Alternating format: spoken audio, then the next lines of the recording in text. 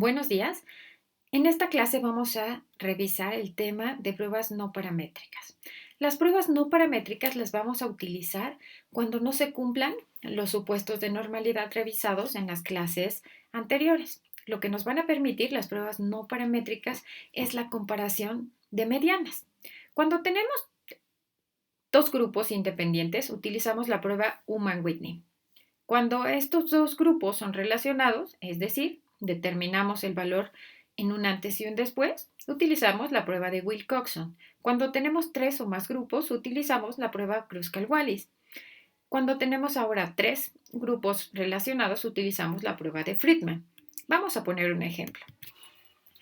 Tenemos un grupo de neonatos en la UCIN y queremos determinar si existe diferencia en los días que recibieron nutrición parenteral, de acuerdo al desarrollo o no de colestasis.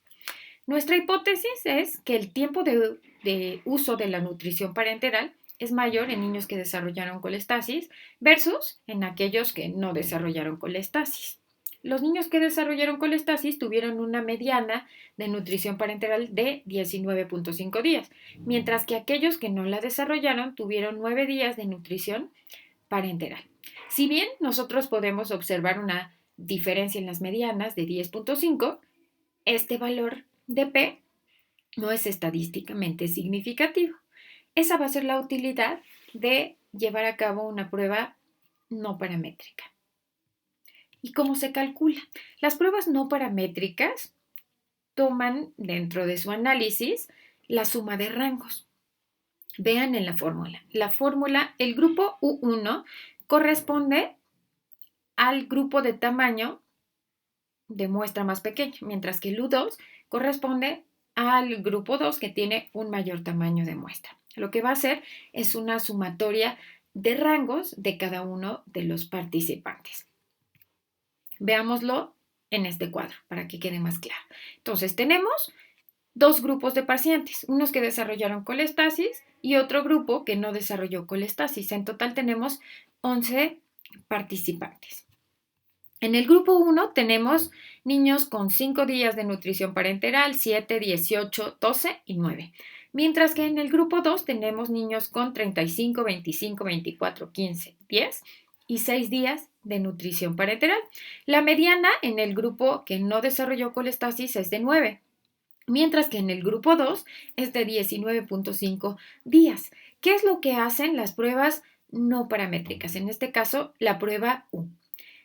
Para su cálculo es necesario determinar qué lugar dentro del total de los valores ocupa cada uno de los participantes. Entonces, se ordenan de menor a mayor y así, de esta manera, se van utilizando y asignando los rangos. Entonces, en el grupo 1 tenemos un participante que tuvo 5 días de nutrición parenteral.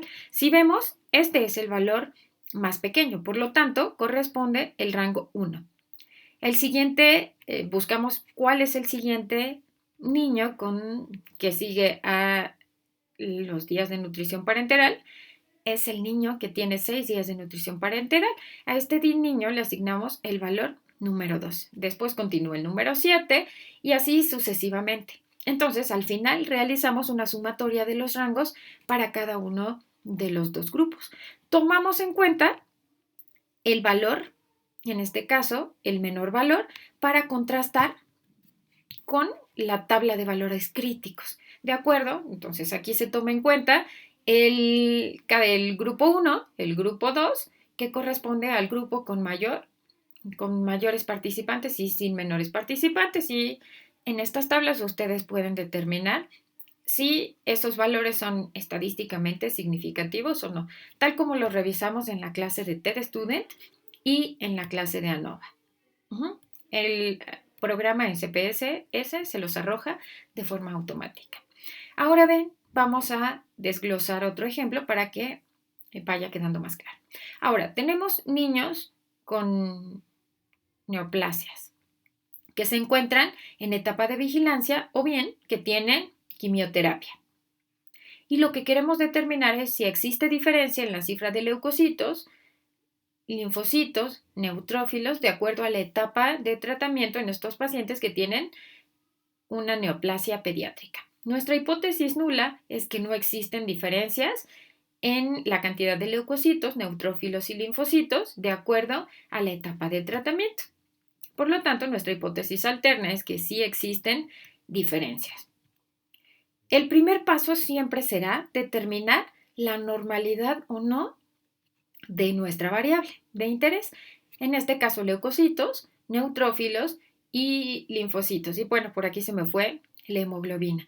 La variable hemoglobina, como vemos en las pruebas de Kolmogorov y Shapiro, esta variable es significativa. En este caso, si observamos los grados de libertad, son 79. Esto implica que utilizaremos el valor de la prueba de normalidad de Kolmogorov. Entonces, hemoglobina no cumple con los supuestos de una variable de libre distribución. Al tener un valor mayor a 0.05, asumimos que tiene distribución normal. Por lo tanto, en este caso, si quisiéramos hacer la comparación, la prueba pertinente sería la prueba TED-Student. Entonces, pero podemos observar que leucocitos, neutrófilos y linfocitos tienen libre distribución, por lo que requerimos utilizar pruebas no paramétricas. Si ustedes están en SPSS, se van a la opción Analizar. Se van directamente a pruebas no paramétricas y eligen muestras independientes. En automático les arroja esta salida de datos. Entonces, en campos de prueba, ustedes van a colocar sus variables cuantitativas y en grupos su variable cualitativa de dos grupos, la variable de agrupación. Ojo, porque esto es muy importante. En las tareas que tuve la oportunidad de revisar, por ahí en campos de prueba me pusieron variables cualitativas. Entonces, en este caso, en campos de pruebas, va su variable cuantitativa. No se les olvida. Él le pone nada más ejecutar. Y este es el resumen de la prueba de hipótesis que nos arroja. Aquí ya el programa les está calculando, dado que solo eran dos grupos, la prueba Human-Whitney. Y como podemos observar, bueno, para la variable de leucocitos, la significancia es de 0.28. Nos dice que rechacemos la hipótesis nula, por lo tanto asumimos que hay diferencia entre los grupos. Para la variable de neutrófilos, el valor de P es mayor a 0.05. Retenemos la hipótesis nula y asumimos que no hay diferencia.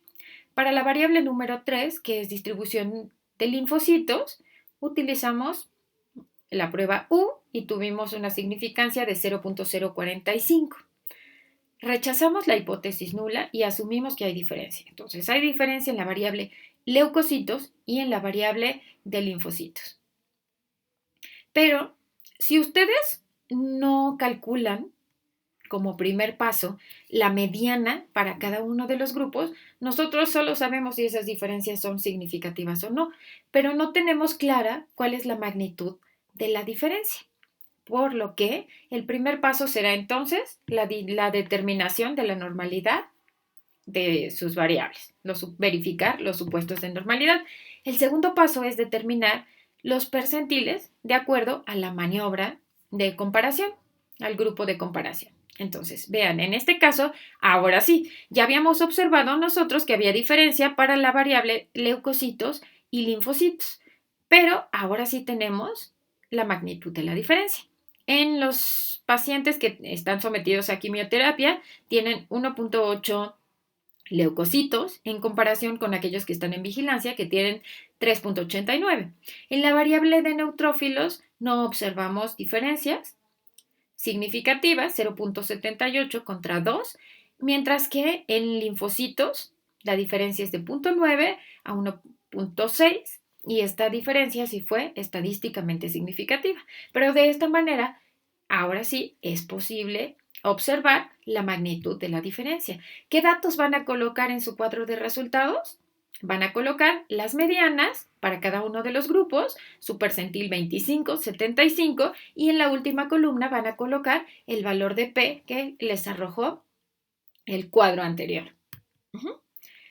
¿Cómo graficaríamos una prueba no paramétrica? En este caso, para dos grupos. se van a cuadros de diálogos antiguos, gráficos, cuadros de diálogos antiguos, y el gráfico pertinente es el de diagrama de cajas.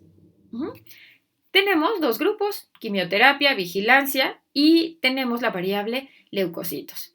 Acuérdense que la línea más oscura corresponde a la mediana, que en este caso es 1.8, 3.8, y aquí ustedes podrían colocar su valor de P, la prueba que utilizaron, o bien agregar los valores de la mediana. De esta manera, visualmente, podrían ustedes representar esos datos que se obtuvieron en el cuadro anterior.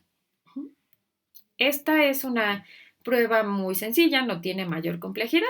A continuación vamos a hacer un ejemplo de una prueba de Kruskal-Wallis. Entonces, para este ejemplo vamos a trabajar con dos variables. La variable 1, nuestra variable cuantitativa, va a ser glucosa, y la variable de agrupación va a ser estado nutricional, en 4 grupos. Entonces, lo que queremos es determinar si existen diferencias en la glucosa de acuerdo al estado nutricional. Nosotros asumimos en nuestra hipótesis que existen diferencias. Por lo tanto, lo primero va a ser determinar las pruebas de normalidad. Se van a analizar estadísticos descriptivos y se van a explorar. Eligen su variable. En este caso, acuérdense que siempre se calcula la normalidad en el total de la variable, sin que hagan categorías de agrupación. Eligen en gráficos de normalidad con pruebas, y eligen en estadísticos el cálculo de percentiles y aceptan. Entonces, la primera parte es que ustedes verifiquen estos supuestos de normalidad. Entonces, tomemos el primer parámetro. Veamos asimetría y kurtosis. La asimetría, recuerden que es más menos 2, en este caso es de 4.6, y la kurtosis más menos 0.5, en este caso es de 27. Podrían quedarse solo con este supuesto y decir que su variable tiene libre distribución. Ahora bien, si ustedes lo quieren corroborar con una prueba de normalidad, en este caso tenemos 1,722 participantes, por lo que la prueba que tenemos que elegir es la prueba Kolmogorov, y al ser estadísticamente significativo, entonces asumimos que tiene libre distribución. Ahora bien, si lo que queremos aquí, el valor de glucosa es de 90, nuestra mediana es de 90, el percentil 25 del total de la población es de 83 y el percentil 75 es de 97.25. El siguiente paso es determinar los percentiles con nuestra variable agrupada. Entonces, ahora vamos a elegir la variable de agrupación, que es categoría de índice de masa corporal. Y selecciona la opción de percentiles. Entonces, vamos a ir viendo desde aquí cuál es la magnitud de la diferencia. Entonces, para la variable de desnutrición, para el estado nutricional de pacientes con desnutrición, se observa una mediana de 81. Para aquellos que tienen índice de masa corporal normal es de 87. Para aquellos con sobrepeso se obtiene una mediana de glucosa de 90 y para aquellos con obesidad de 96. Ya estamos observando que existen diferencias. Los pacientes con desnutrición tienen menor cifra de glucosa que aquellos que tienen obesidad.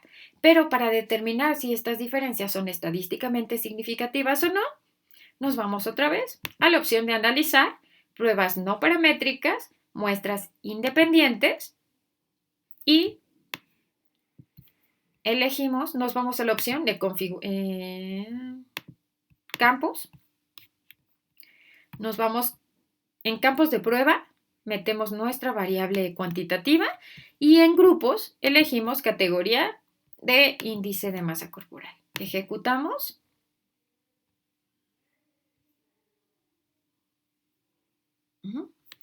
Y aquí la prueba que utilizó el programa de acuerdo al número de grupos fue en automático, Kruskal-Wallis. Tenemos un valor de P, que es menor a 0.05, es estadísticamente significativo, por lo cual rechazamos la hipótesis nula y asumimos que las diferencias observadas en el cuadro anterior son estadísticamente significativas. Pero si queremos saber cuál es la diferencia, o más bien entre qué grupos hay diferencia, le dan doble clic a su cuadro y eligen. Aquí les da una opción de comparar entre parejas. Se van a campos y ponen comparación entre parejas. Aquí van a observar dos valores de P. Tienen un valor de P y un valor de P ajustado. El que van a tomar es un valor de P ajustado por Bonferroni. Lo que hace, como en ANOVA, las pruebas post-hoc, es disminuir el error tipo 1. Entonces utilizan el valor de P ajustado. Entonces, entre los pacientes con desnutrición e índice de masa corporal, las diferencias son significativas. Con desnutrición y sobrepeso es significativo, y de esta manera ustedes podrían observar entre cada uno de los grupos si las diferencias son significativas o no, para no asumir solo que hay diferencias, sino saber entre qué grupos hay diferencia. Si queremos graficarlo, nuevamente, como en Human-Whitney, nos vamos a gráficos, cuadro de diálogos antiguos y seleccionamos diagramas de cajas. Aquí elegimos nuestra variable de interés, que es glucosa, nuestro eje de categorías, estado nutricional, y le damos a aceptar. Entonces, aquí lo que ustedes podrían hacer es colocar sus valores de medianas, su valor de P, y con esto mostrar que las diferencias observadas son estadísticamente significativas. De forma adicional, podrían poner el valor de P entre cada una de las comparaciones como resultado de la comparación por pares. Esto es todo sobre las pruebas no paramétricas. Por favor, si tienen alguna duda, la revisamos el jueves en clase. Gracias.